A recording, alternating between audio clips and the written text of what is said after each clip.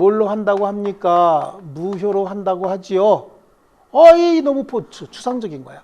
그러다 보니까 한 가지 예를 들어둔 게 104조 불공정한 법률행위예요.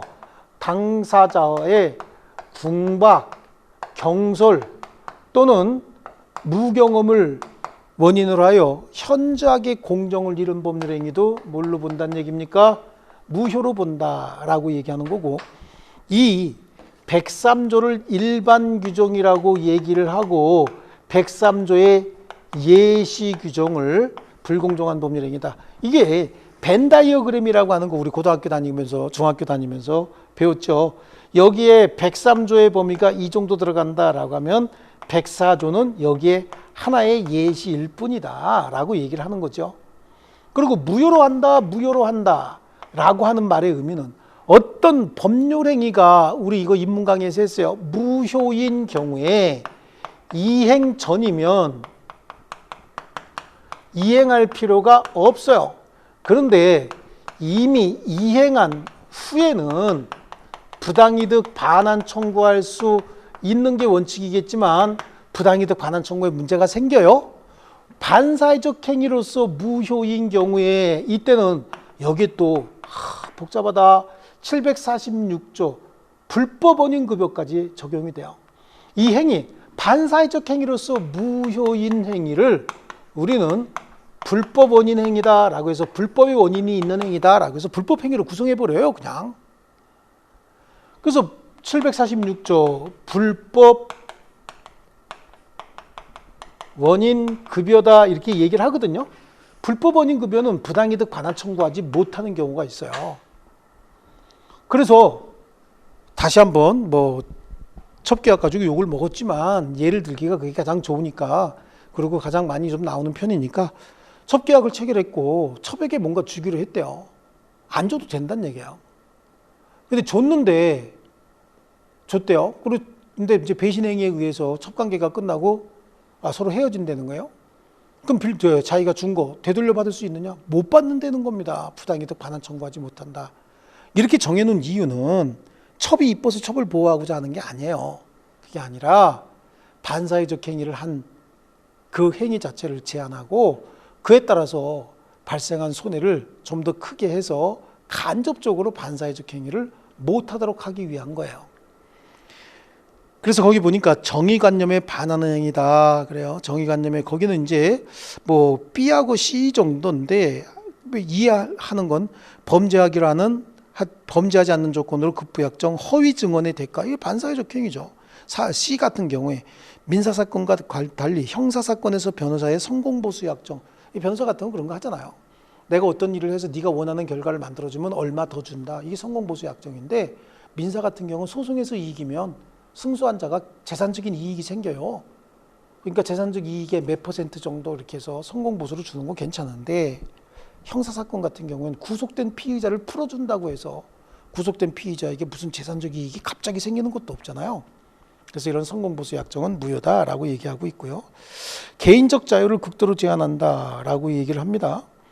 그래서 무슨 거기 A, B 이런 것들 과도한 경업의 금지다. 이건 뭘 얘기하는 거냐면, 자, 어느 회사에서 근무하다가 그 회사에서 그만뒀다는 거야. 영업사원 같은 경우는 회사에서 그만두고 회사 바로 옆에다가 똑같은 회사 차려버리면 기존에 가지고 있던 영업선, 고객 명부 이런 거 다 있잖아요. 이 경우에 영업에 손실이 생길 수 있으니까 회사에서 채용을 하면서 우리 회사에서 근무하다가 그만두게 되면 그 근무하던 직장에서 종사했던 그 직에 일정 기간 동안 종사하지 않겠다. 이거 업종 경쟁이에요. 이걸 하지 않겠다라고 하는 경업 제한 특약을 합니다. 근로계약 체결하면서. 그 기간이 2년 내지 3년, 길게는 5년 정도면 타당하겠지만 평생 하지 않겠다. 이건 직업 선택의 자유를 제한해버린 거예요. 자, 그럼 해외 연수, 이것도 잘 나오는 판례긴 한데, 자, 직원이 어떤 기술을 배우기 위해서 해외 연수를 갑니다. 근데 해외 연수를 개인적으로 간 게 아니라 회사에서 필요에 의해서 해외 연수를 보내죠. 해외 연수를 보내고 갔다 와서 일정 기간 동안 회사에서 근무해야 된다라고 하는 사규, 이런 것들은 직업 선택의 자유를 제한한 게 아니에요. 회사에서 그 직원을 해외로 연수 보낸 이유가 뭘까요? 해외로 연수 보낸 이유는 그 직원을 뭐 월급도 다 줘요. 해외 연수 비용도 다 줘요. 그런데 그렇게 보낸 직원은 직원은 해외에 가서 고급 기술, 뭐 고난이도 기술 같은 거 배워 갖고 왔으면 돌아와서 일정 기간 동안 그 회사를 위해서 봉사를 해야지. 해외 갔다 와가지고 바로 다른 회사 가버리면 그런 얘기 있잖아. 우리 죽 써서 누구 준다 뭐 그런 얘기 있죠. 그렇게 돼버릴 수가 있어요. 그러니까 해외 연수 후 3년 내지 5년 동안 반드시 의무적으로 근무해야 되고, 이를 위반하게 되면 해외 연수에 소요됐던 비용을 반환해야 된다라고 하는 특약을 했대요. 이거는 해외 연수 비용의 상환 기간을 정해놓은 것이지 이건 반사회적 행위라고 볼 수는 없어요. 뭐 개인적 자유를 극도로 제한한다라고 하는 거 금방 봤고요. 인륜에 반하는 행위, 첩계약은 무효입니다. 하지만 첩계약을 단절하기 위한 여러 가지 급부약정은 무효로 보지 않는다. 첩계약 끝내겠다라고 하는 거거든요. 뭐 사행적인 행위 쭉 나오죠. 폭리행위 나오고요. 폭리행위는 이제 불공정한 법률행위 얘기하는 겁니다. 중요한 부분이긴 하지만 저건 설명할 게 많아요. 지금 설명할 필요는 없고요. 넘겨보시면 동기의 불법이라고 하는 게 있어요. 동기의 불법. 이 동기라고 하는 건 구에다가 하나 써놓을게요. 꿍꿍이 이렇게. 머릿속에 있는 꿍꿍이에요. 이 머릿속에 있는 꿍꿍이가 불법적인 건지 아닌 건지는 바깥으로 드러나 봐야 알아요. 근데 불법의 동기를 가진 자가 나하고 어떤 법률 행위 했다. 근데 내가 그 자가 가지고 있는 불법의 동기를 알고 있었다. 그럼 나도 반사회적 행위에 가담한 거예요. 그런데 그 자가 가지고 있던 불법의 동기를 나는 몰랐다. 그럼 나는 반사회적 행위에 가담하지 않은 거죠. 그럼 이렇게 한번 볼게요. 친구가 와서 친구야 돈 좀 빌려줘 라고 얘기합니다. 얼마가 필요하냐? 1,000만 원이다. 뭐에 쓸 건데? 그랬더니 묻지 말고 그냥 좀 빌려줘라. 내일 갚을게. 그 빌려줬대요. 근데 그 친구가 그걸 도박자금으로 썼네요. 그런데 빌려줄 때 도박자금으로 쓸지 몰랐잖아요. 몰랐으니까 그 친구의 머릿속에 있는 동기 꿍꿍이는 뭐였었어요? 도박 좀 하려고 그랬었어요. 그리고 돈을 빌린 거예요. 도박자금을.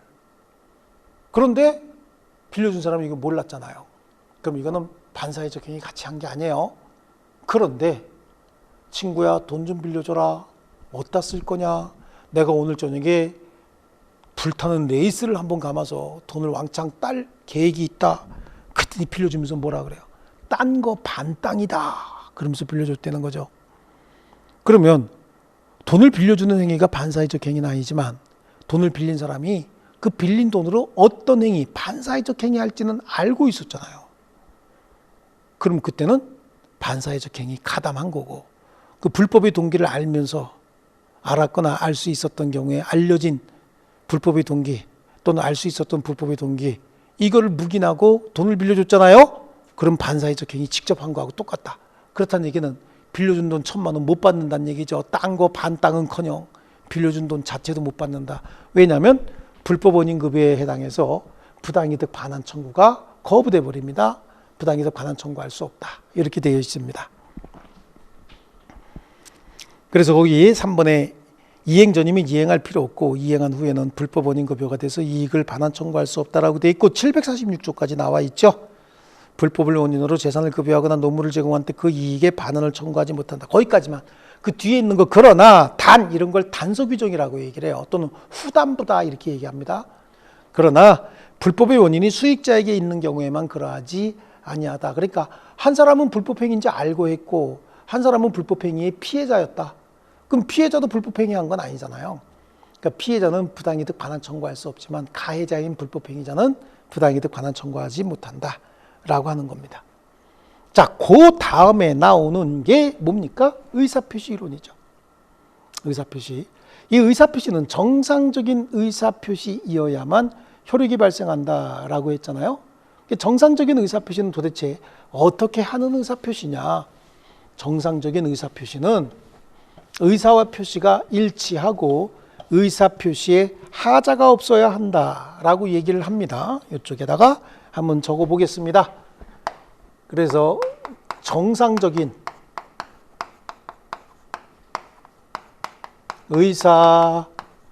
의사표시입니다. 정상적인 의사표시는 의사와 표시가 일치하고 동시에